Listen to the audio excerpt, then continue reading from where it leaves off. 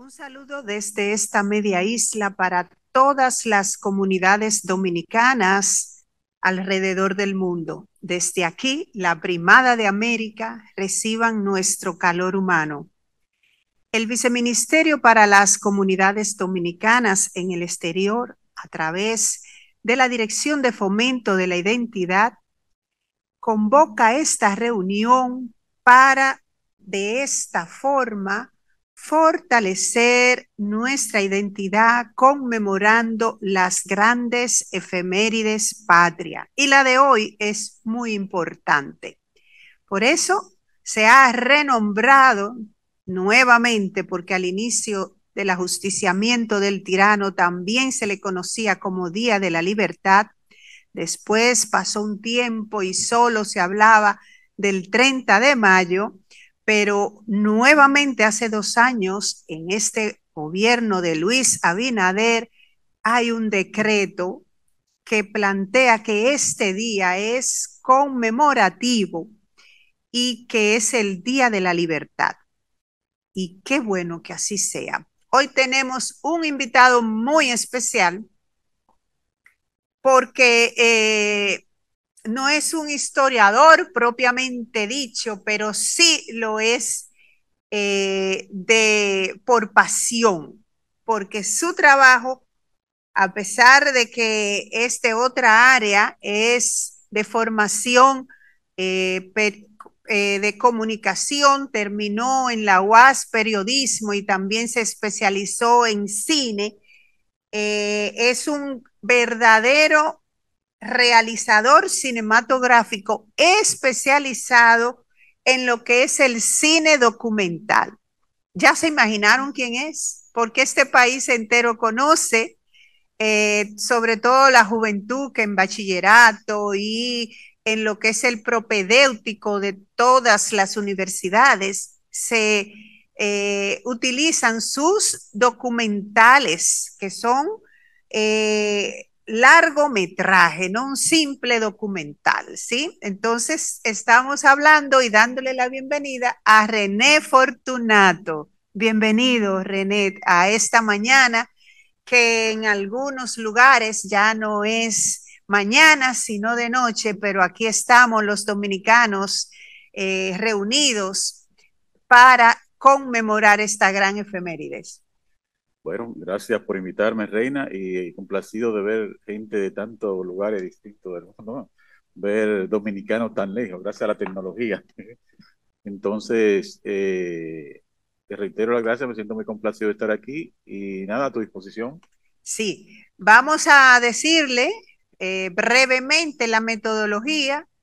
René y yo vamos a tener una conversación, pero el momento más importante de este conversatorio, de esta actividad, es cuando ustedes a través del chat nos manden sus preguntas para René.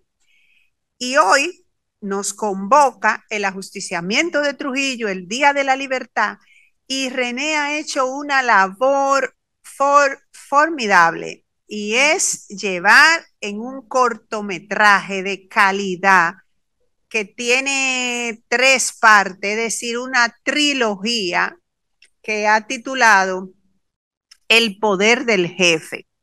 Pero ya que estoy con René, quiero decirle a ustedes que ese no es su único trabajo. Él tiene eh, en su haber 8 grandes producciones, largos metrajes de nuestra historia dominicana.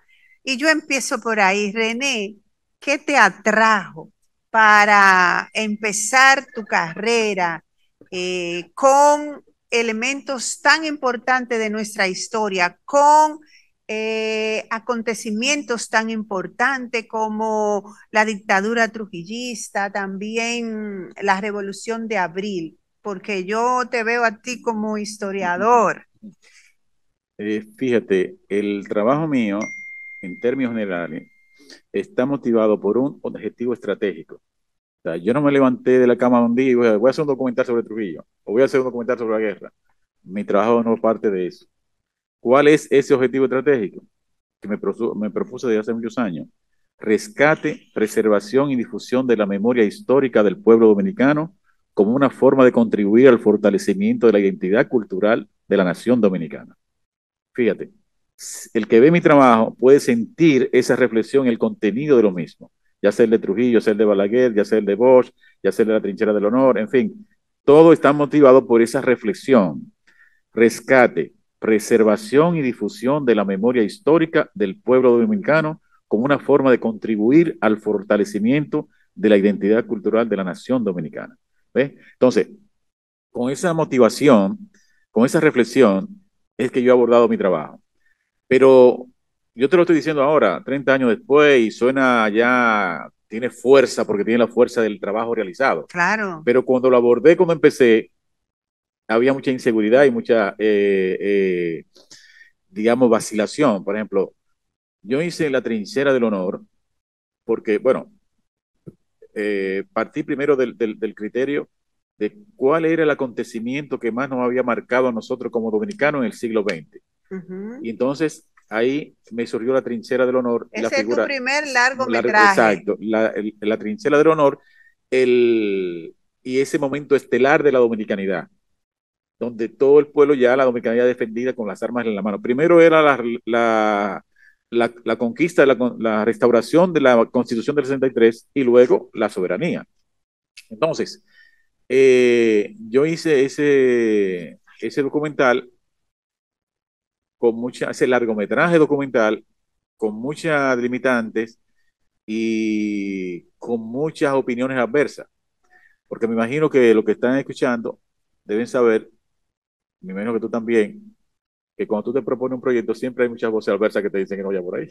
Siempre hay cantidad de obstáculos. Pero claro. Puede ser el proyecto más viable y más loable y siempre tú vas a encontrar voces agoreras que te dicen, Reina, no te metes en eso.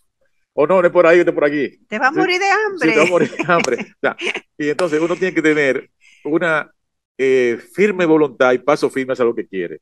Entonces, así mismo, eso me decían a mí, ponerte a hacer documentales históricos, pero la gente no va al cine a ver documentales porque era para verlo al cine. Al cine a ver documentales, no, no te metes en eso. Bueno, era una cosa, pero como yo tenía la pasión y que me gustaba mi oficio, sabía lo que estaba haciendo, lo hice. Y para sorpresa mía, es el pueblo el dominicano el que me ha dicho a mí, sigue por ahí. Porque después de haber hecho la trinchera de honor y el éxito enorme que tuvo ese documental, no había un día que yo saliera a la calle que me dijeran, ¿y cuándo viene el otro? Entonces, ¿qué quiere decir eso? ¿O qué me dijo eso a mí?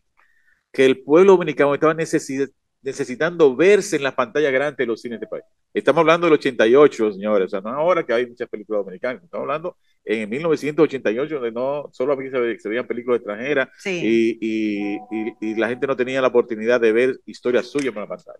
Entonces, ahí surge eso. Terminado ese éxito, la trinchera de honor, la gente me dice, ¿y ahora qué viene? ¿Y ahora qué? Entonces, retomando el objetivo estratégico de rescate, preservación de la memoria histórica dominicana, de cómo yo contribuir a fortalecer la identidad cultural del pueblo dominicano, a tono con el objetivo del instituto. Claro que sí, y a tono conmigo. Claro. Sucede que me puse a pensar y dije, pero en el 88, ¿cuál es el referente más recurrente de la dominicanidad? La era de Trujillo. Desde mi abuela, mi tío, todo el mundo, no había un día que no se hablara de Trujillo. No, cuando Trujillo, no, cuando Trujillo se hacía esto. O sea, el Trujillo era un referente obligatorio. Lo sigue siendo, pero antes era más todavía. Sí. Más. Y yo se me generaron todas esas preguntas. Me caí. ¿Y qué es lo que tenía Trujillo? Pues yo era un niño. Y siempre de niño estaba escuchando eso. Y recuerdo a mi abuela María, que escuchaba radionovelas. Y ella era una señora que apenas había hecho los percursos de la primaria y todo eso, pero usaba un concepto para definir a los personajes de las radionovelas que escuchaban ellas dos, mi abuela y mi tía abuela, que yo lo he mantenido. Cuando una persona no se comportaba adecuadamente o no actuaba con una conducta socialmente censurable, es una persona sin concepto. Sí. Y lo sabía, oye, eso me queda siempre con este. Sí, es una persona, ese fulano es una sin concepto, sin principio. Y mira, ahora tú vienes a tu alrededor de la ciudad dominicana y yo digo, me acuerdo de mi abuela, digo, cuánta gente sin concepto, Dios mío. Bueno, entonces, yo dije, entonces empezó la curiosidad por Trujillo. Entonces mi gran pregunta fue, ¿cómo un hombre pudo someter a un país durante 30 años. ¿Cómo un ser humano, un hombre, pudo meterse en el bolsillo a 3 millones de dominicanos durante 30 años? Esa fue la primera pregunta que yo me hice. Y entonces yo empecé a indagar quién era Trujillo, de dónde salió y todo esto. Y entonces también ahí entró el aspecto cultural. ¿Por qué la gente... hay como otra cosa. Pues, Sí, ¿qué entonces, tal? hay competencia. Entonces, sucede que ahí comencé yo a indagar sobre la dominicanidad y la dictadura de Trujillo y ese concepto. En el, cuando surge Trujillo, en el principio del siglo XX, previo a la intervención, aquí había muchos caudillos y la dominicanidad estaba asociada, digamos, a la regionalidad. O sea, lo de la línea noroeste, lo del sur, Desiderio ahora por allá, Pancho Fulanito por aquí. Entonces, la intervención norteamericana, entonces de ahí hay otro impacto. Es la intervención norteamericana, primero, la que establece la vía de comunicaciones, la autopista Duarte, la carretera, la vía de comunicaciones terrestres que van dando un sentido como de homogeneidad al territorio. Y entonces crean esa fuerza de coerción que tiene que tener todo Estado, que son las Fuerzas Armadas, o sea, que era el ejército. Sí. Y es ahí donde se inserta Trujillo. Son los marines que adiestran a Trujillo en el uso de las armas y el uso del dinero. Sí, Entonces, vamos a hacer una pausa ahí para entrar en el contenido de los documentales del poder del jefe y permítanme saludar a esas 80 personas tenemos son ahora. 80, wow. Y nos están siguiendo desde Londres, desde Chile, Panamá, Brasil, Nueva Jersey, Washington, Boston, New York, Italia. Entonces, para todos ustedes, con mucho cariño, estamos haciendo este conversatorio con el objetivo de que conozcan cómo a través de estos documentales históricos, las generaciones segunda y tercera de dominicanos en el exterior también pueden conocer un pedacito de nuestra historia, porque no es lo mismo leerlo que verlo en esos documentales. Entonces ahí, por ejemplo, yo recuerdo la primera vez que yo escuché la voz de Trujillo, yo dije, pero ven acá, yo me hacía la idea de una voz potente y Sí. entonces me causó qué desagradable que esa vocecita, ¿no? Entonces, ver la moda, escuchar la música, ver a personas que aún se pueden ver en nuestra calle, los papeles estelares positivos y negativos que jugaron. Eso es sin desperdicio y eso es lo que ofrece René Fortunato con esos largos metrajes que son una verdadera joya porque son muy positivos para la educación, pero para todos en la casa. Entonces, cuéntanos ahora, eh, vamos a hablar ahora de las dificultades que tuviste o las posibilidades de poder conseguir videos con filmaciones, cuando se escucha la voz de Trujillo, cuando se ve cómo eran las fiestas. Yo sé que hubo un trabajo brillante sobre la música. A mí me encanta la música, la ambientación, ¿verdad? Entonces, cuéntanos quién te asesoró en el plano histórico, si fue solamente Casá, si hiciste prueba con algunos historiadores. Cuéntanos qué tan difícil fue crear esa trilogía sobre Trujillo. Bueno, esa trilogía tiene un trabajo de 10 años de investigación. Uh -huh. O sea, el poder del F1, el 2 y el 3, entre los tres hemos invertido más de 10 años en la construcción de la misma. El asunto es que para comenzar, La primera. la primera, el poder del jefe 1, por ejemplo, es el periodo más difícil de la historia de Trujillo porque es del 16 al 37. que es donde menos material audiovisual hay, donde menos bibliografía hay. Entonces, el sistema que yo uso, que empecé a usarlo ahí, bueno, y lo seguí usando, es primero una investigación bibliográfica de toda la bibliografía disponible sobre el periodo, porque yo no empecé a leerme toda la bibliografía de los 30 años, no, yo hice una delimitación primera, de 1916 a 1937.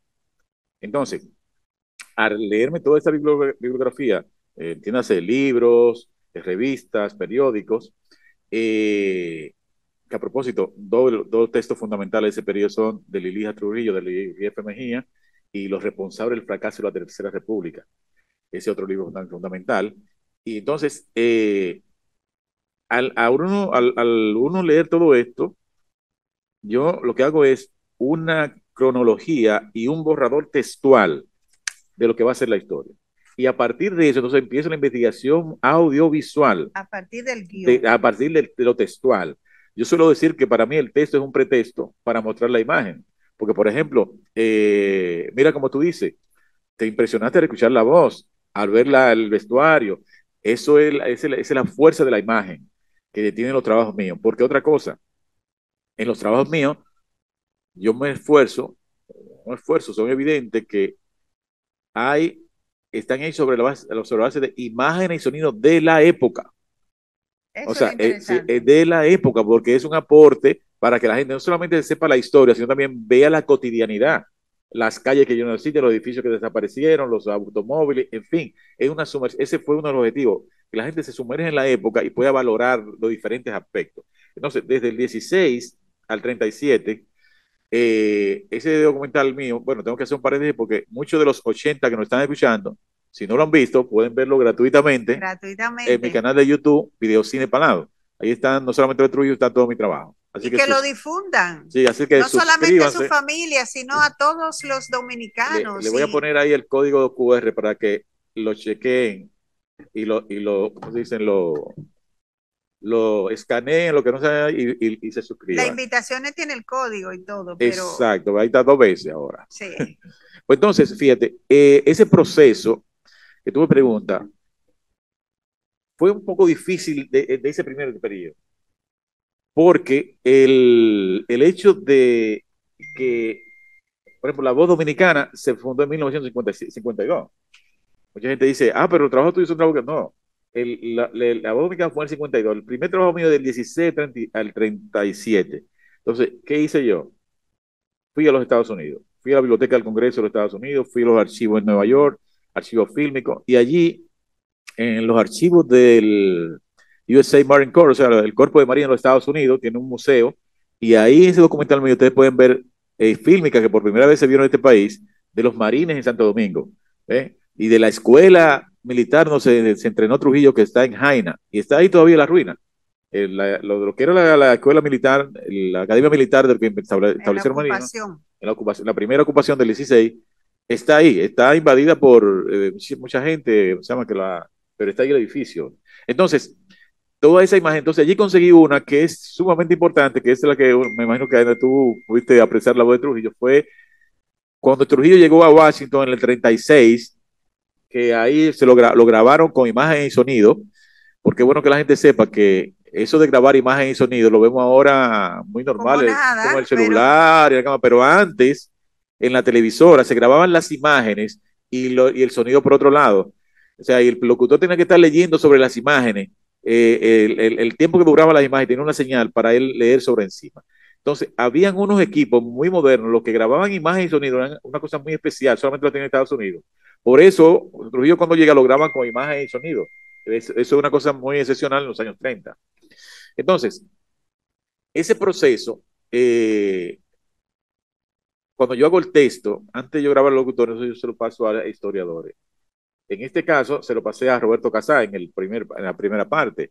Ahí debo recordar que termina con una reflexión que dice: la verdad la verdad del asesino está en el grupo. Está en el grupo, sí. Entonces, esa es una cita que viene de un texto de un autor argentino que le usó otro director en una película cubana. La verdad del grupo está en el asesino. Y Roberto me dijo, eso se puede aplicar en Cuba para Batista. Sí, Mejor inviértela porque para Trujillo ponle, la verdad del asesino está en el grupo. Y esa es la que aparece. Y eso fue a sí. su la verdad del asesino está en el grupo. Y, ¿Quién es el asesino? Trujillo. ¿Quién era el grupo? Todo lo que estaban al lado. y entonces ahí hiciste un juego fabuloso porque entonces pusiste a los empresarios, Sí, a los intelectuales, a los políticos y entonces Trujillo en el medio y se ve como todos claro, colaboran con el claro, asesino. exactamente. Entonces dice Entonces, también el texto, muy interesante, muy bien logrado eso claro, ahí, de porque verdad. dice, cada quien se remite a su propia individualidad cuando, sí, cuando no quiere embarrarse de la sangre que lo avergüenza, pero contribuyen al fortalecimiento del Estado cuando lo beneficia, del Estado Exacto. dictatorial. Entonces, luego de eso viene la segunda parte, que es una de mis favoritas y es una de las que más trabajo me dio. Para esta, yo doy viaje a Madrid, España. En Madrid, España, había en la época de Franco un noticiario que se llama Nodo, que era el noticiario, que era el noticiario dominical. De ahí se hicieron por primera vez la visita de Trujillo a España, que fue en el 54. Y ese es uno de los atractivos de ese documental de la segunda parte. Y la tercera, que es la que nos ocupa ahora, porque es la que muestra ya la dictadura de Trujillo, ya ahí sí tuve más acceso a mayor cantidad de fílmica, porque ya la televisión estaba más avanzada, ya había laboratorio fílmico aquí, y además para la muerte de Trujillo vinieron reporteros de toda parte del mundo. O sea, ese fue uno de los acontecimientos más importantes. Bueno, se está discutiendo en algunos historiadores cuál fue el acontecimiento más importante del siglo XX de la historia dominicana. Si la muerte de Trujillo o la guerra de abril. ¿Ve? Algunos dicen que la muerte de Trujillo y otros que la guerra de abril. Yo me inclinaría por la guerra de abril.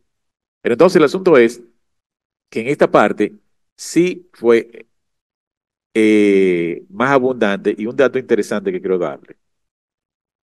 Yo creía, como cree la mayoría de la gente, que la dictadura había caído el 30 de mayo y sucede que no. Claro que La no. dictadura no cayó el 30 de mayo. Eso me di yo cuenta investigando y diciendo, pero no, en el 30 de mayo comenzó el principio del fin de la dictadura, pero la dictadura duró 6 meses más.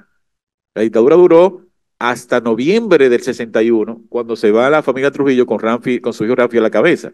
Entonces, de ese periodo que era tan convulso, Y cuando se va Balaguer, después que sí, este en el 70, pueblo se lo pide en esa eh, Máximo Gómez 25 ahí, que ese hombre cogió miedo y y, saltó y toda la saltó verja, la saltó la verja verja. para la anunciatura Y apostólica. es que se limpie el país de los principales trujillistas, Exacto. porque Entonces, aún todavía hay mucho. todo ese proceso yo lo mostré en un documental siguiente, se llama La herencia del tirano. La herencia del Balaguer, tirano. precisamente la herencia del tirano, que muestra el periodo del 30 de mayo hasta la huida de Balaguer en la Anunciatura Apostólica. Ese mismo documental poco conocido porque es la transición de la caída de Trujillo al ascenso de Bosch al poder. Sí, pero Entonces, mira, esa segunda parte, además de eso que tú estás diciendo, sí, tiene como un valor añadido, así desde el punto de vista social. Y es que tú pones ahí a la lucha de Mauricio Báez y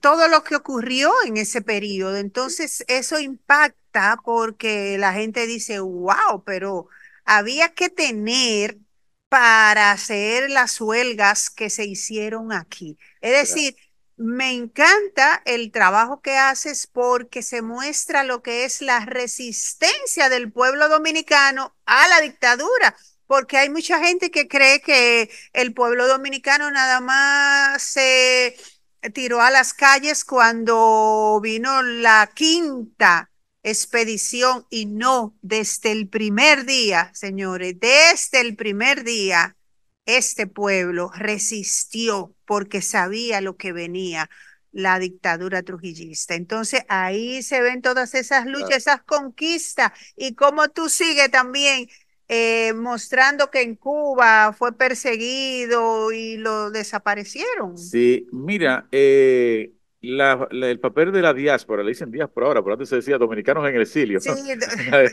pero no exilio, dominicano en el exterior. Sí, sí, no, pero en la era de Trujillo eran dominicanos Eh, en el exilio, sí, y porque eso salvaron la sí, patria. en la época de Trujillo, bueno que ustedes sepan, los que están fuera, Primero, que no todo el mundo tenía derecho a un pasaporte, como ahora, que todo el mundo que va con un pasaporte. Para tener un pasaporte, debe tener un permiso especial del Poder Ejecutivo. Y eso era un privilegio muy grande. Y los otros, la gente generalmente que salían al exilio, por lo general salían por la frontera con Haití. Y se cruzaban la frontera y se iban huyendo. Y otros, por una serie de razones, salían. Entonces, la diáspora, los dominicanos en el exterior, por ejemplo, en los Estados Unidos, hicieron cantidad de manifestaciones frente a la Casa Blanca. Yo recuerdo, bueno, está en el poder del jefe 2, que frente a la Casa Blanca sacaron unos letreros siguiendo al gobierno de Estados Unidos que intervinieran, eh, le exigiera el respeto a los derechos humanos y la libertad al pueblo dominicano. Aquí en Santo Domingo, que en ese entonces se llamaba Ciudad Trujillo, uno de esos alabarderos puso en su casa un letrero grande que decía Dios y Trujillo. Y otro dijo, no, no, no, primero Trujillo, después Dios. O sea, eso era una cosa tan grande que entonces en Washington sacaron una pancarta que decía Dios sin Trujillo, República Dominicana libre. Entonces, para responderle a aquellos Maravilloso. sí, que decían que Dios y Trujillo salgan, en Estados Unidos sacaban esa pancarta. Hay fotos por ahí que dicen Dios sin Trujillo, República Dominicana libre. Y debo mencionar entre la gente de Estados Unidos, los que viven en Nueva York, me imagino que hay gente de Nueva York ahí conectado. Sí, muchísimo. Oh, Ajá. pero esa es Pues un mira, bastión de la comunidad dominicana en el exterior. mira, los que viven en Nueva York y conocen la ciudad, el condado, 93 personas. sí, de Figueroa. Mira, hay un caso que quiero relatar, que yo lo aludo a él, en la calle 45 de Manhattan, vivía Álvarez, un exiliado dominicano. Ya ustedes saben lo que es la 45 en Manhattan. Es un lugar de alto nivel, o sea, no es la marginalidad, ni nada. Es la calle 45 de Manhattan y ese señor vivía ahí, eh, Francisco Álvarez. Bueno, el asunto es que ese señor deja su vida de confort allá en Nueva York en el 45 y se va a Cuba a entrenarse, ¿ve? Para desembarcar en Santo Domingo. Así como ese, muchos dominicanos están ahí, dejaron toda su vida de confort para venir a luchar contra la dictadura de Trujillo. Pero Se claro. inmolaron y todo, pero para que ustedes vean que no todo el que estaba fuera de aquí estaba, digamos, huyendo o sea, desconectado de su compromiso con su país, que fueron capaces de dejarlo todo por venir a luchar contra la dictadura. Y ahí déjame aportar algo. No solamente los hombres, Ah, la mujer. sino también las mujeres. Hubo una mujer, Aniana Vargas, que se dedicó a seleccionar a los jóvenes para mandarlo a Cuba para entrenarse para esa expedición del 59, pero ahí habían 5 mujeres y este pueblo aún no las conoce. Y la verdad histórica consiste en que este pueblo tiene que saber que las mujeres, al igual que los hombres, quisieron inmolarse para venir a darle la libertad al pueblo dominicano. Entonces, en Mil Cumbres, donde se entrenaron las personas del 59, donde habían también muchos internacionalistas, pues ahí hubo 5 mujeres dominicanas. Tres de Santiago, una de la capital y una de Bonao. Digo, de Bonao también. Era Hay, una. no, No. sí, pero no lo digo porque de Bonao, sino porque Aniana Sí, Vargas, no, una heroína uno nacional, puede, es claro. una heroína Sí, nacional. sí. Y no es porque sea de Bonao, sino porque fue antitrujillista, Combatiente y combatiente constitucionalista, sí, y sí, protectora de las aguas sí. y reconocida como héroe nacional, Bueno, pero también Mayované Giovanni Vargas, Vargas, sí. ¿sí? De Y Bonao también. otra que se llama Betty, que estuvo ahí en Mil Cumbres. Y Sí. entonces, para cerrar este comentario, a esas mujeres, 2 días antes de que saliera la expedición, la mandaron a La Habana a hacer un curso de enfermería ¿Para qué? Para no traerla, porque empezaron a decir que iba a complicarse la logística, pero este pueblo dominicano tiene que conocer eso, que el patriotismo no tiene género, los hombres no son más patriotas que las mujeres y que esa historia que vemos en los libros no recoge eso. Entonces hay que vivir indagando para mostrar eso. Ya yo veo que tú eres de Bonao y además eres feminista. Sí, Sí, sí, sí. imagino. Está buena esa. Pero hay que decir que en la era de Trujillo la mujer era un cero a la izquierda. ¿Tú sabías Eh, eso? O sí, y sea, sobre para todo la en dictadura, Bonao, y sí. sobre todo en Ah, Bonao. bueno, sí, la Villa de las Hortensas, de las Sobre, Hortensias. Las anécdotas que hay, la historia que hay de Petán Trujillo allí, bueno, son en el infinitas. Archivo General de la Nación hay un departamento que hace historia oral y ahí hicimos entrevistas a mujeres de la época de Trujillo y ahí está mi mamá narrando cómo hay 45 casas en Bonao que fueron hechas, son muy bonitas, como unos chalés que fueron hechas para Petán dársela a esas mujeres que usaba, porque en la dictadura trujillista, el resentimiento de Trujillo, pero no solo de Trujillo, sino también de sus hermanos, lo sintieron especialmente dos pueblos.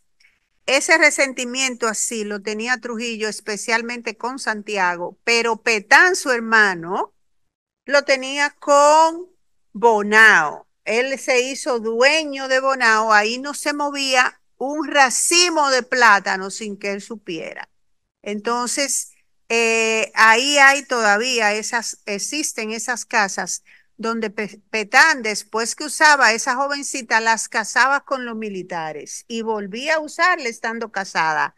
Esa es la depravación que era cotidiana en la era de Trujillo y que también Trujillo acostumbraba a hacer eso, esos usos de las mujeres. Pero eso no le quita el valor a la mujer. El que la sociedad no la reconozca como tal, no le impidió que participara también en cada una de las luchas de este pueblo, no solo la antitrujillista. ¿Qué tú crees de Sí. eso?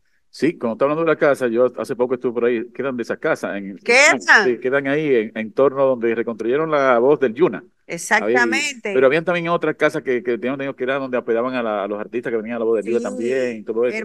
Sí, hermosas. sí, ahí están en Bonao. Entonces, fíjate, el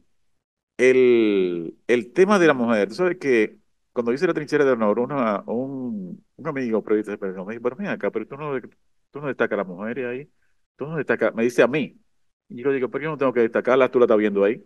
Tú no estás viendo a Diana Vargas y no estás viendo a Piqui Lora, tú no estás viendo a mujer ahí. O sea, Sí, o sea, sí, pero no había que, yo dije, no, no era necesario porque también, porque una muchacha preferida me dijo, bien, una vez bueno, me lo dijo en Cuba. A las mujeres no tenemos que separarla aparte. Las mujeres tenemos que tenerla al lado igual que los hombres. Cuando las separamos, de hecho, ya estamos haciendo una especie de discriminación, porque la estamos haciendo como algo separado. Entonces, cierto lo que tú dice, ves, pero en ese documental tuyo de la trinchera trinchera del del honor. honor aparecen muchas mujeres llorando, Sí, muchísimas, y poco combatiendo. Y ahí sí la mujer se integró y sí. hubo tres tipos de integración de la mujer. Entonces, el documental, buenísimo, pero hace falta Más mujeres. más combatiendo, porque combatieron y fueron Claro. entrenadoras. Fíjate una cosa, que eso que tú estás diciendo, esas observaciones, yo las suplí en el libro que publiqué después, porque yo pensaba hacer una segunda parte de la trinchera del honor. Y como no pude, yo publiqué un libro que se llama En una primavera para el mundo, la revolución constitucionalista de Sí, yo 1965. lo sé. A los 60. Yo te Entonces, la señalé sí, ahí, en un análisis del claro. discurso de la trinchera del honor. Y O ahí, sea, ahí están todas, ahí sí están todas las mujeres que tuvieron los comandos con sus armas y todo eso, porque sí fueron mucho más. Recordemos que la trinchera del honor fue en 1988. O sea, las limitantes que había, ¿no ves? Y Y mire, debo, Está muy bien eso. mira, Está muy bien que lo enmendara en el libro, sí, claro. le digo, y eso, voy a decir fuera de récord, que en ese momento mi pareja era una dirigente feminista. O sea, tú sí te imaginas, Cuando, la cuando, primera del honor. cuando la invisibilizaste, no, hombre. Te voy a decir que fue de ahorita fuera del aire. Pero seguimos aquí. Miren, esto es fabuloso. A mí me encanta esta conversación, pero también quiero saludar a Pilar en Washington. Washington D.C. Sí, y a todos esos dominicanos y dominicanas que sé que cuando termine este programa van a inscribirse en... Videocine para a suscribirse. El canal de YouTube dice el eslogan de ese canal es Nuestra historia fortalece la dominicanidad. Ah, me encanta. Ese es el porte estandarte. Es el canal de la dominicanidad en YouTube. Ahí no se habla de otra cosa que no sea de dominicanidad. Y entonces, oigan, como yo soy maestra y no puedo dejar de serlo nunca, la tarea es, los que no se han visto la trilogía trujillista, hay que verla para mañana tener así más alegría, tener un contexto claro de lo que representó el ajusticiamiento de Trujillo y de la valentía de esos hombres, y que detrás de esos hombres del 30 de mayo, de esos héroes dominicanos, también estuvieron las mujeres. Una sola discreción de esas mujeres, eso no se hubiera dado. Claro, René, claro. No, diga no, no, sí. no, no. Hombre, Me va a empujar por el feminismo la madre. Pero debo ¿es, decirte una cosa. Mira, es así o sí, no es sí, sí, así? sí, sí. Esas No tengo de mujeres, otra, sí.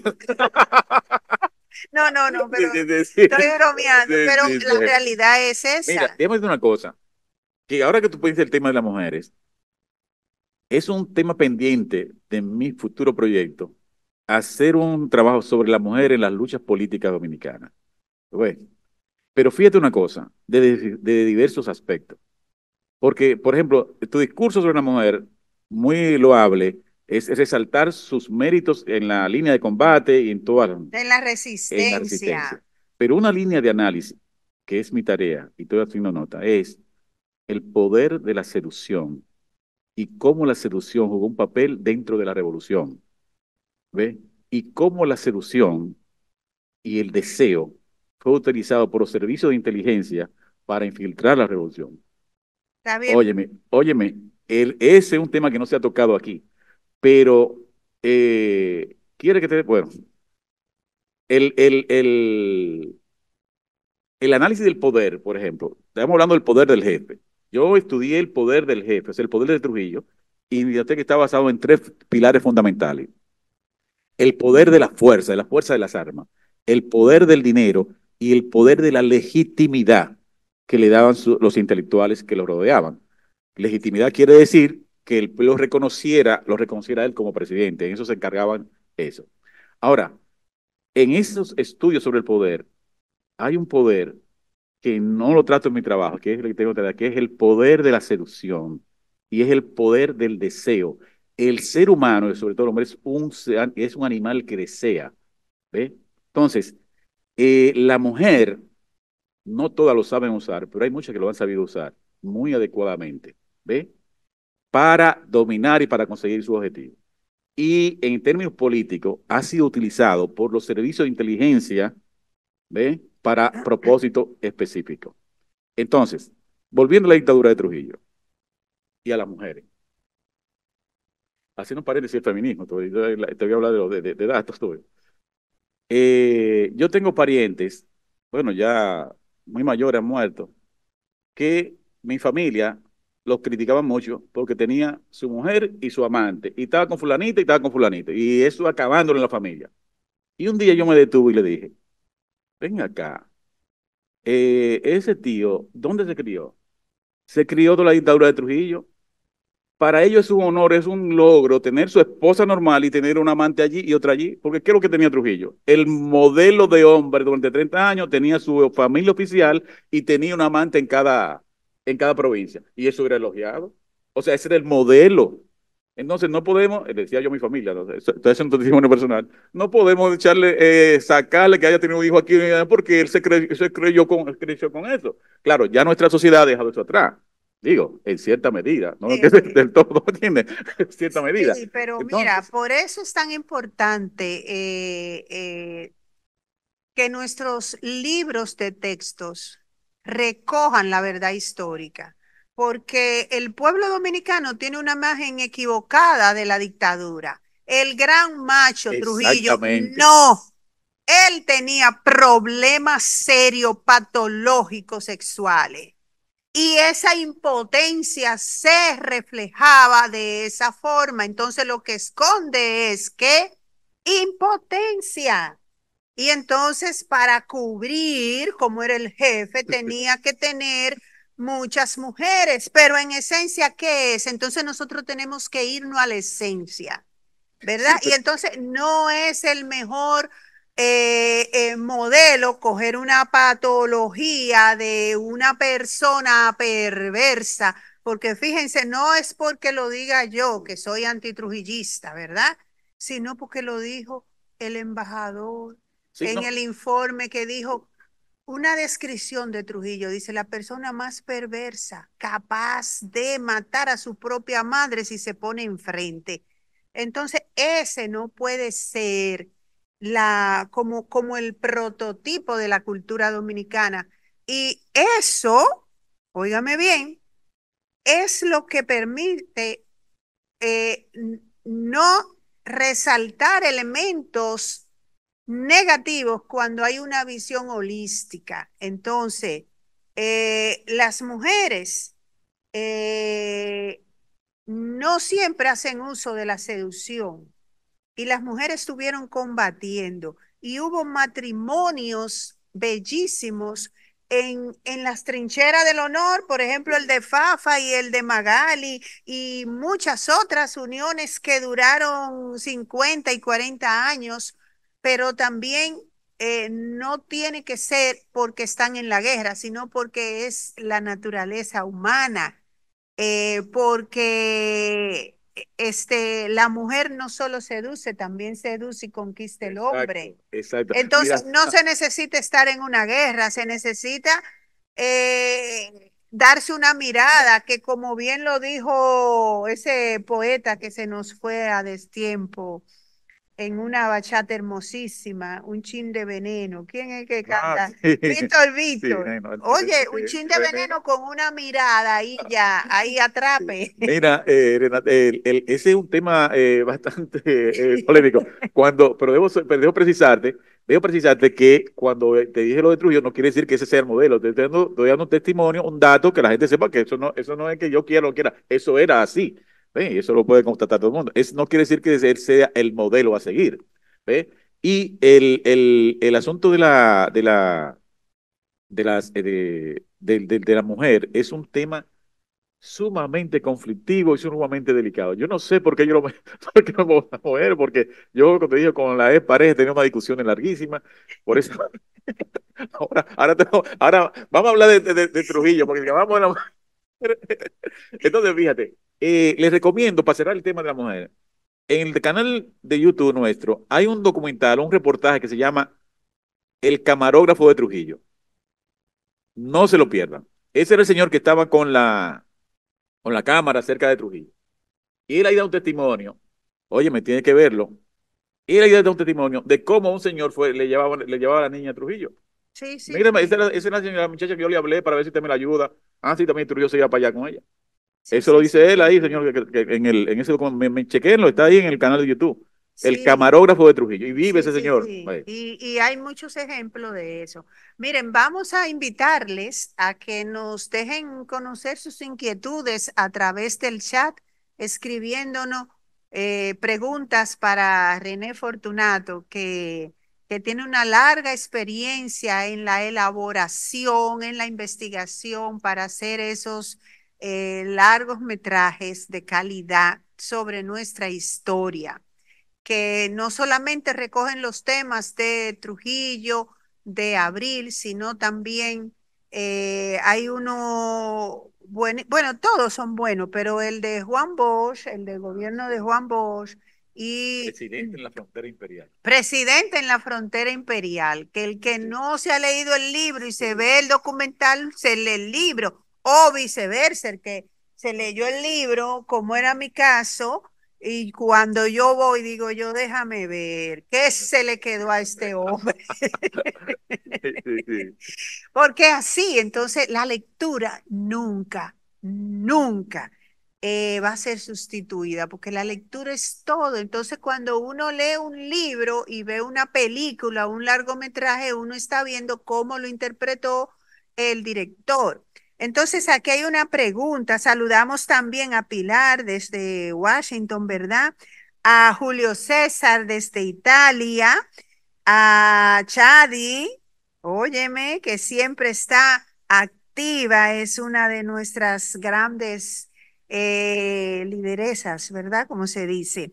Naidilin pregunta qué motivó a seleccionar la documentación histórica, pero ya usted lo Sí, dijo al inicio, sí. ¿verdad?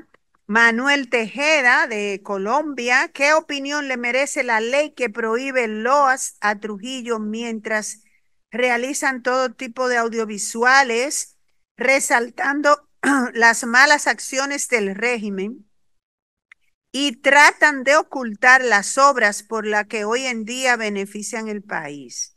Esa Sí, tremenda sí. pregunta, vamos a ver. ¿No? Esa ley que él se refiere fue en 1962, cuando el Consejo de Estado. Cuando cayó Trujillo, la oleada antitrujillista era extremadamente fuerte y no solamente la loa, sino que confiscó todos los bienes de la dictadura. Eh, lo que él señala después, necesariamente hay que hacer historia. O sea, no se puede olvidar la era de Trujillo. El asunto habría que ver, delimitar dónde comienza la loa y dónde comienza la historia. ¿Ve? Porque la ley parece hablar de loas a Trujillo, quiere decir de exaltación y de veneración. O sea, y documentos históricos, la historia, necesariamente es de los acontecimientos, lo acontecido. En el caso nuestro, en el caso de los documentales nuestros, si no lo han visto, recomiendo que lo vean. Ahí no hay loas, pero sí hay también una reseña de los logros de esa dictadura. O sea, en la serie no es una serie de solo condena de Trujillo, se destacan las atrocidades que hubo en ese periodo histórico, pero también se destacan los logros en términos materiales, que lo puedo decir. Por ejemplo, el proceso de industrialización del país fue en la era de Trujillo, a partir de 1945. Las principales instituciones del Estado Dominicano actual, como el Banco Central, el Banco de Reserva, y una serie de la era de Trujillo. O sea que en el trabajo nuestro no hay loas, pero sí hay datos, digamos, de los logros de esa dictadura y también, claro está, el baño de sangre que dejó tras su paso. Sí, en ese sentido también es importante señalar que se muestra como si fuera una acción nacionalista el pagar la deuda Ajá. externa. Y en realidad cuando se ve a dónde fue a parar y cómo Trujillo, ¿verdad? La dictadura acaparó toda la economía y la riqueza nacional. Entonces, eh, eso es un mito, decir que Trujillo fue nacionalista, porque el concepto lo dice claro, que es un nacionalista, el que obra a favor del país, de la nación.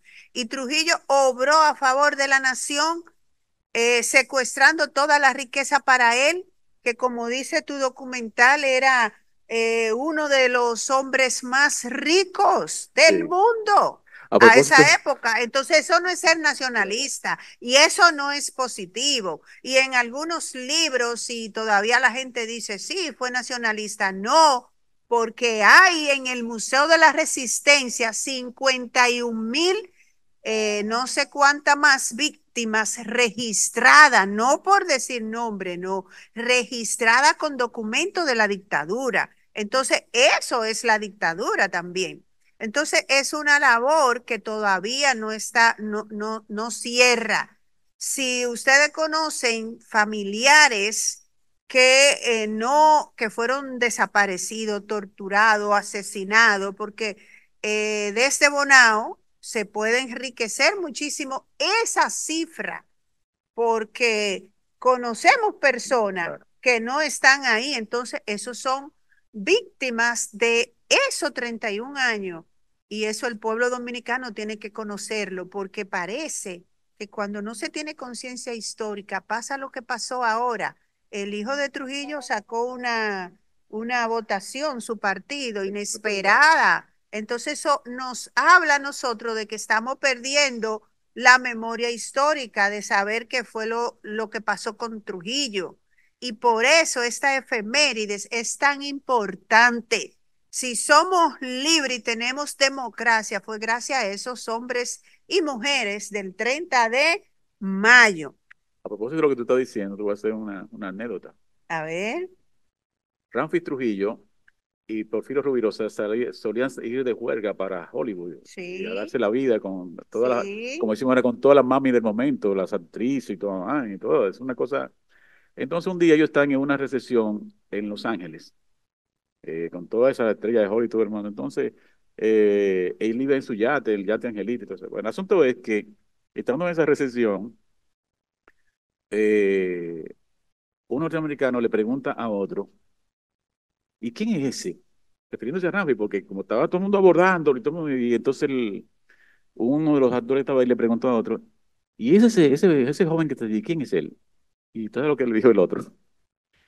Ah, ese que está allí, ese es Ramfis Trujillo. Su papá tiene una finca en el Caribe con 3 millones de gente.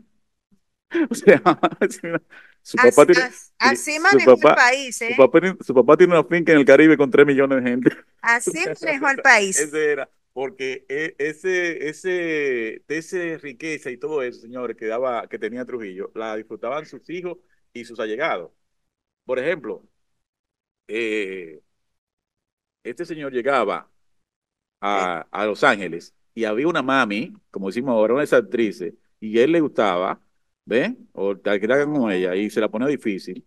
Hubo una de ellas que se rebalaba, y él le puso un carro del año en la puerta. Oiga muy bien, pero lo que era en los años 50, tener un carro del año es una cosa extraordinaria. Un carro del año en la puerta. ¿Con cuánto de dónde salían esos?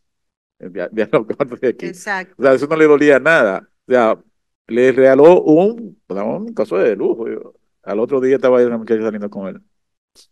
Sí, pero eso también vende una falsa idea de que las mujeres son por regalos. Y entonces ahora hay un término muy feo que se usa. Chapeadoras. Sí, pero siempre hubo chapeadores Sí, también. exacto. Entonces, Por pero Dios, Mentiroso fue un chapeador, ¿no? hay gente Pues, que, sí, y hay, ese es sí, un un chapeador. chapeador, sí. Y hay gentes, personas, mujeres que nadie la puede comprar, porque oigan una cosa, gente querida, los principios no son negociables y los objetos personales te pueden regalar el mundo, pero cuando tú tienes conciencia, tú tienes dignidad y te respeta. Y eso es hombres y mujeres. Sí. Mira, Entonces, eh, aquí hay una pregunta, hay dos preguntas, sí. tres Ay, preguntas para ti. ¿Eh? espero que no sean sobre mujeres. Sí, yo espero que no, porque Sí, porque señores que me están mirando, yo estoy aquí sitiado de mujeres, aquí estoy rodeado yo de 4 mujeres. no, Hay pero un hombre por allá. hay una pregunta de Winifred. Personalmente, ¿cuál sería su opinión sobre Trujillo y sus buenas y malas acciones? Pero yo voy a leerla todas, Ah, tú ok, ves, está bien, porque sí. se pueden Ah, como fundir, sí, sí, sí. fundir y así es más económico el asunto. Marta Herrera, que ha visto la trilogía, Marta Herrera está en Italia. Desde aquí, nuestro abrazo. Y te felicita ella por ese formidable trabajo eh, y te pide que hable de las producciones, de algunas otras, como para también recomendarla. Otra pregunta, Nanda, ¿cuál es su postura referente a la labor de Trujillo y qué acontecimiento exactamente fue el despertador del pueblo referente a la dictadura? Ahí está. Ya atrás, no están atrás. Ok. Con relación a Trujillo, a la pregunta de Trujillo, eh, le tengo que referir siempre a mi canal de YouTube, porque ahí hay un corto que se llama La personalidad del dictador, donde se habla de eso. Ahora, mi opinión personal. Después de haber estudiado más de 10 años la dictadura de Trujillo, yo he llegado a la conclusión, primero, que 30 años de dictadura no se pueden disparar con un adjetivo. Fue malo, fue bueno. O sea, es imposible que nosotros reduzcamos a un adjetivo esos 30 años. Y que el Trujillo, yo diría una opinión por etapas.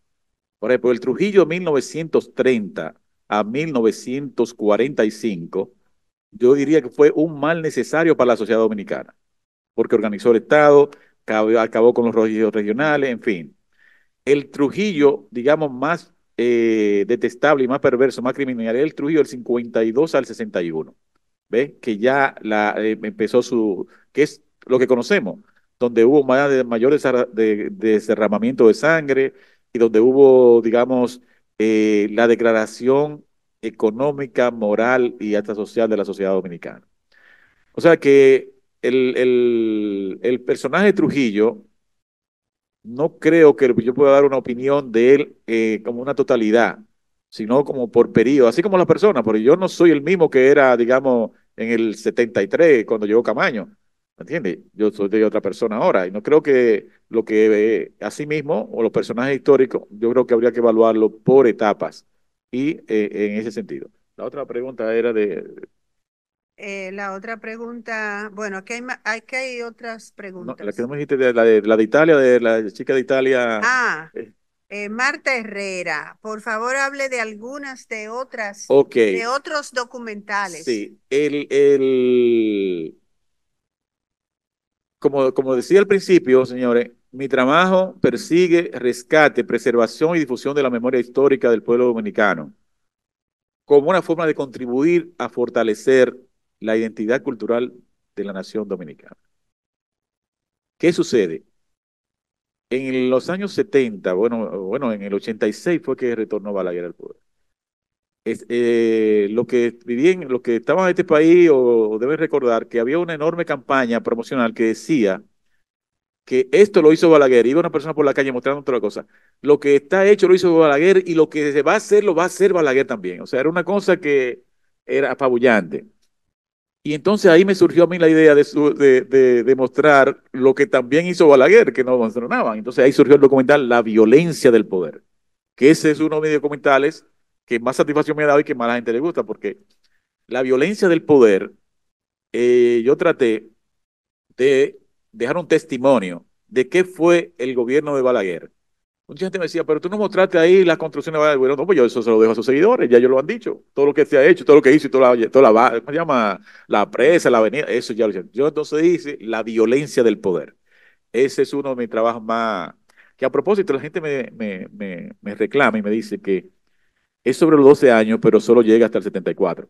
Que cuando yo voy a hacer La parte. la otra parte. Le doy la primicia. Pronto voy a hacer yo la otra parte de los 12 años.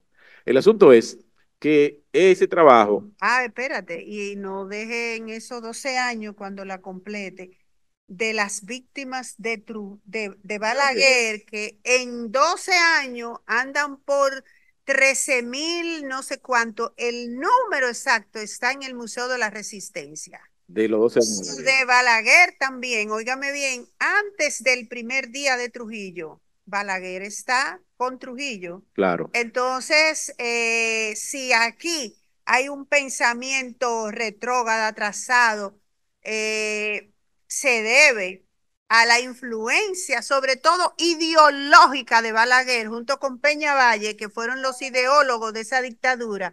Entonces aquí ha predominado por más casi de 100 años un pensamiento conservador que es todavía el que predomina en gran parte del pueblo dominicano, y Balaguer es el responsable ideológicamente en su mayor difusión e imposición, porque Trujillo se ajustició el 61, Claro. pero todavía está vivo en la mentalidad de muchos dominicanos y sus métodos también. Y lo de Balaguer también. Y lo de Balaguer, Balaguer es la También. continuación de Sí, claro. Trujillo. Ahí fue cuando yo, bueno, Peña Gómez lo decía que Balaguer era la dictadura ilustrada, que era En los 10 años, porque en sí, los 12 no tenía nada de no, ilustrado, sí, por toda esa sí. víctima. Entonces, estudiando el sistema de gobierno en los 12 años, sobre todo, y rastreando, porque él reincorporó a gran cantidad de figuras del trujillismo en su gobierno en los 12 años, o sea, él puso en vigencia a cantidad de gente. ¿Qué sucede? Que la gente me preguntaba, y muchos de ustedes lo están preguntando, que comparara a Balaguer con Trujillo, que cuál había sido peor. Entonces, yo, ni mirando los 12 años, eran métodos diferentes, pero el de Balaguer era más sangriento. Cuando Trujillo se desaparecían las personas, se mandaban al exilio, o habían otros métodos de expandir el temor. Cuando Balaguer se mataban en la calle, cuando Balaguer no, además La desaparecido, vista sí, colorada. además desaparecido, a la gente lo mataban en la calle, no importa que estuviera delante de su mujer o sus hijos, lo que sea. O sea, Y en la universidad, sí, sí, o sea, el terror balaguerista no ha sido cuantificado todavía. Bueno, el documental mío es una aproximación, pero es más todavía. Debo decirle que ese documental tenía 3 horas de duración. Era tanta la cosa hasta que un día, antes de sacarlo, lo volví a ver y me llevé de una máxima que yo siempre me llevo. Lo bueno, si breve, mejor. sí. Entonces, lo recorté y aún así quedó en 2 horas y 15 minutos. Ese es el documental más largo que yo he hecho. Pero no pierde el ritmo, el interés, o sea, 2 horas y pico. Y entonces, algo que yo he dicho otra vez, que lo voy a decir a ustedes, porque es también puede ser tema de debate. La gente se refiere a Balaguer, sobre todo sus seguidores, como el gran estadista. El estadista. Balaguer no fue ningún gran estadista, señor. Eso es una aberración histórica. Balaguer fue un gran gobernante. Una cosa es ser gobernante, otra cosa es ser estadista. E incluso Trujillo fue más estadista que Balaguer. Y la gente dice, bueno, sí, así como lo sabemos, porque ¿qué es un estadista? Un estadista es el que fortalece las instituciones del Estado y le da continuidad a las instituciones de ese Estado. Trujillo hizo eso. Balaguer no, al contrario. A Balaguer, para mover un chimpancé del zoológico, había que ir a hablar con él. Y La, eso se llama, la, muriéndose la sí, elefanta. para levantar la mano en el Congreso, ahí que había que hablar con Balaguer. Eso no se llama ser estadista. Eso se llama ser gobernante, gobernar a la gente, manipular a la gente. Y ese es uno de los Además grandes. demostraba un desprecio por Sí, su gente. Decía, la corrupción se para en mi despacho. sí, Es decir, todos mis ministros son claro. corruptos. Exactamente, eso es uno de los grandes retos eso ahora lo pongo de tarea, uno de los grandes retos de la historiografía moderna es desenmascarar el sistema de gobernante de Balaguer. Estamos en eso, yo hago mi Sí. tarea. Bueno, porque fíjate una cosa, es uno de los retos más grandes. ¿Sabes por qué? Porque es el gran simulador de la política dominicana. Eso. A Balaguer no se le puede juzgar por esos discursos tan bonitos y todo lo que discurre. Hay que juzgarlo por sus acciones. Miren una que me contó un señor, miren esto. ¿Tiene más Sí. preguntas, oíste? Así, termino con esto, para ilustrar lo que vale. La gente dice que yo soy tan pío. Yo no soy antibalaguerista, yo soy apegado a la verdad y digamos, esclavo de lo que digo.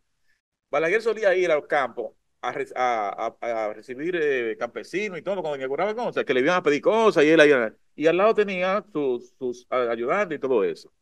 Un día va, en uno de esos dirigentes campesinos va y se le acerca y dice, mire, señor presidente, la gente, esos funcionarios del IAD aquí no me dan las herramientas para yo trabajar mi tierra. Yo tengo mi conoco ahí que no puedo ni zanjar ni nada. Hable con esta gente que yo cuánto. Y Balaguer le dice, ¿qué es lo que le falta a usted? Digo, no, me faltan unos arados, le digo los instrumentos que le falta. Y dice, no se preocupe, yo lo voy a resolver eso. Y el hombre se va y se retira. ¿Verdad? Y cuando el hombre está, eso me lo dijo el que estaba atrás, uno de los que estaba atrás. Cuando el hombre va por allá, le dijo, Cuidado el que le haga a ese señor. Así mismo. Óyame esto, dijo, cuidado el que le haga cualquier herramienta a este señor. Le dijo Sí, al que estaba ahí, o sea, fíjate, ante este señor, él se mostró como que él era que le iba a resolver, no se preocupe, y cuando el señor se vio, cuidado el que le da nada a ese señor. sí, Entonces, a ese pero señor que lo tenía, tenía Balaguer allá y siempre rogándole. la Entonces, perversidad hecha persona. una historiadora, Ramonina Brea, describió a Balaguer, que una cita que yo puse en La violencia del poder, dice que Balaguer sentía un profundo desprecio por el pueblo dominicano. Sí, Solo lo veía como una masa mendigante y agradecida sobre la cual fundamentar su poder político. Eso no claro. tiene sentido. Ella es Eso no tiene socióloga, sentido. pero sí. Lo importante del caso también Socióloga, es, sí, sí, es sí, socióloga, no sí, sí. historiadora. Es que vas a estar confundiendo con, lo estaba confundiendo con Eh, María Filomena Cano, González Canal, que también. ajá, pero el mismo Balaguer se define a sí mismo. Oiga esto, gente querida. Tenemos a Google, que pueden ustedes buscar. Cuando Balaguer tenía 17 años de edad, escribió un poema. Ese poema se llama Tebaida Lírica. Búsquenlo, hagan el ejercicio, porque alguna tareita hay que hacer. No, no van a decir que nos metimos con Balaguer ahora. No, y no tengo problema con Balaguer, sino como historiadora, ¿qué hacemos? Analizamos la gestión, las acciones, ¿qué hizo? Señores, lean lo que hay en el alma de una persona de 17 años. Y él empieza diciendo que odia a todo el mundo. Odia. Oye, ese poema dice, donde le tocó nacer, pero a quienes más odia es a los intelectuales Sí. porque piensan. Entonces, ese es Balaguer a los 17 años y ese fue Balaguer en los 5 gobiernos que tuvo. Mira, y otra tarea para las historiadoras feministas es la relación de Balaguer con las mujeres. Ahí sí te vas a Eso encontrar, está hecho ahí. ahí sí te vas a encontrar por dónde cortar. Ahí sí te vas Claro. a encontrar por dónde cortar. La actitud, Eh, el concepto que tenía Balaguer de las mujeres y la función de la mujer en la pero relación con una Balaguer. tarea tuya, ahora mismo, una tarea tuya es esta pregunta. Dice, Joalvin Abreu, buenos días, muy enriquecedor el conversatorio. Tengo una pregunta para Fortunato. Qué costo aproximado tuvieron los 3 videos? Pero esta te va también, de Ana Reyes. Está calculando, ya te vi la mente. Puede decir la verdad. Ana Reyes, René, sobre el documental, ¿qué tipo? Oye, me encanta esta pregunta. ¿Qué tipo de influencia audiovisual te hizo tomar esta vertiente documental? Bill Mitchell, no sé, tienen todas las tendencias a la escuela inglesa del documental, o sea, como que tus trabajos, ¿verdad? Esa pregunta está maravillosa. Y aquí Martina Soriano dice, mi abuelo fue una víctima, sí, sí, sí, sí, para apoyar la dictadura. La Asociación de Dominicanos en Brasil saluda este conversatorio y también apunta sobre las víctimas de los padres, los familiares.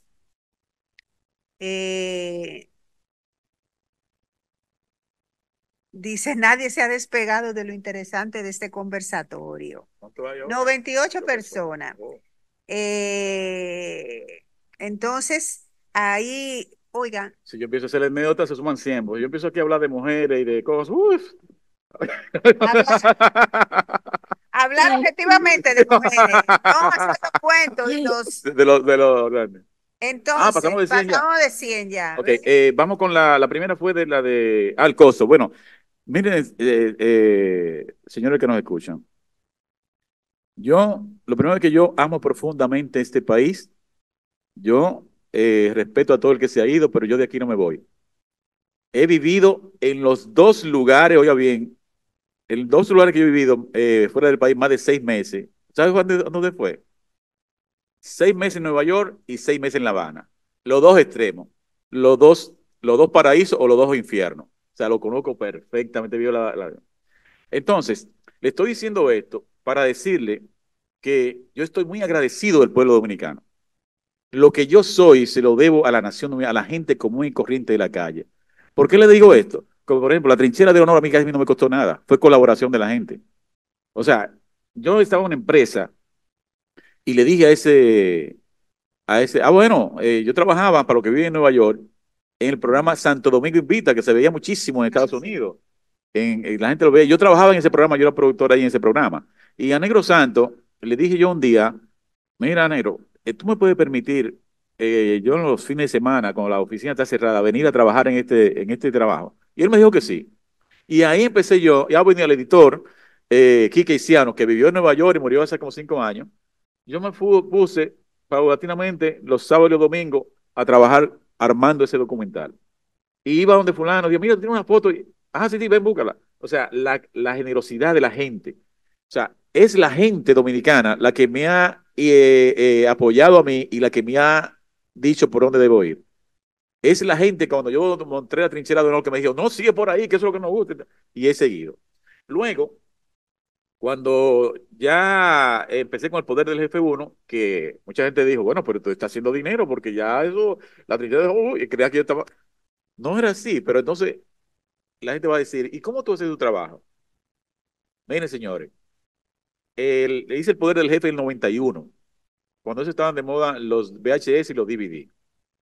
Ahí conseguí apoyo de algunas personas, pero ahora, del 91 al 92, o sea, del poder del jefe uno al poder del jefe 2, yo tengo un agradecimiento enorme a la comunidad dominicana en Nueva York. Y le digo por qué. Yo me trasladé a Estados Unidos a vender DVD de la trinchera del honor y el poder del jefe uno. Y caminé desde la 207 de la 131 por las bodegas con una caja encima, dejándolo en los colmados. Nadie quería comprar eso, no me lo compraba. Entonces yo le decía, menos lo que yo hice, para que ustedes vean cómo fue que yo pude conseguir un poco de dinero en este baile. Yo iba por los establecimientos, no, no, yo se lo dejo a consignación, si se vende usted me paga y si no, no, me lo devuelve. Y entonces yo puse desde la 207, donde estaba la librería Moria, 207 y Broadway, hasta la 133, o sea, yo me conozco Manhattan porque lo he caminado, y sobre todo lo he caminado bajo nieve y bajo la lluvia helada esa que es terrible, que no se la deseo a nadie. Una bendita lluvia helada que se cae pedacito de hielo en la calle, que tú rebalas en la acera y te parte lo que Dios te dio. Bueno, el asunto es que en ese trabajo se lo dejaba yo. Entonces, había en Nueva York un periódico que se llama La Prensa, no sé lo que ya no existe, el diario La Prensa. Y yo después que dejé todos los videos en las bodegas, publiqué un anuncio, el poder del jefe, búsquenlo en la bodega tal, tal y tal. Ander, DH, me estaban llamando ellos para que le llevara más. Entonces, así empecé yo a crear mi base de apoyo en los Estados Unidos, y gracias a la comunidad que siempre lo compraba y todo eso. Entonces, es la gente la que me ha dado eso. Ahora, el pregunta de cuánto me costó. La verdad es que yo no recuerdo. Que yo digo, yo no lo recuerdo exactamente el costo de eso, de la trinchera, porque digo, del poder del jefe, porque fue Sí, en sí, 10 pero tú años. estás hablando allá, aquí se vendió mucho, porque a mí Sí, de cumpleaños me regalaban eso, lo dividí, eso DVD tuyo y eso, y yo decía, señores, ya lo tengo, regálenme flores, ya, porque a los historiadores no matan con claro, claro, libros, hijo. libro. Entonces se vendió mucho aquí, Sí, sí, en pero Estados Unidos bueno, también. también es bueno. Entonces, la otra pregunta es La de sobre Herrera. La la influencia. Ok, influencia, me parece sí, sí, interesantísimo. la chica que está escribiendo Te voy a decir de de Italia, dónde. ¿viste? Bueno, no, No, sí. a ver, esa es Ana Reyes. Ah, no dice de dónde escribe Ana Reyes, Bueno, Ana, mira, el asunto es pero que, dice que tiene influencia ok, inglesa. mira, el asunto es que mi pasión es el cine y el estudio del cine. Ah, déjame O ver. sea, yo no tengo, yo no me levanté un día de la cama a hacer documentales sin tener una investigación previa. Si vamos a buscar influencias, o sea, los movimientos cinematográficos internacionales que yo más admiro y que tienen cierta influencia en mí es la nueva ola francesa y el neorrealismo italiano. En cuanto a los ingleses, el cine underground de Inglaterra eh, es uno de los que podemos dar de influencia. Pero dos autores que te puedo mencionar es Jory Evans y un documental se llama sobre los techos de París y otro documental español que se llama sobre la Guerra Civil Española, que, ay Dios mío, Morir a Madrid, Ay, Morir a Dios mío. Madrid y Jory Given sobre los techos de París. Jory Evans es un realizador cinematográfico francés, murió. Y el cubano, ay Dios mío, Santiago Álvarez, que sus documentales se veían aquí mucho. Digamos que si de influencia vamos a hablar, vamos de esos tres autores, yo podría señalarte como que tienen influencia en mí, aparte de esos movimientos cinematográficos que te señalé. Sí. Ajá, mira, bueno, yo te quiero leer esto porque es muy bonito, yo sé que te va a gustar. Dice, Betuel Berroa, dice, a partir de los documentales tuyos de René Fortunato, fue inspirado a escribir una novela titulada Hijo de Nadie. Es decir, para que tú veas hasta dónde llega tu trabajo, ¿verdad?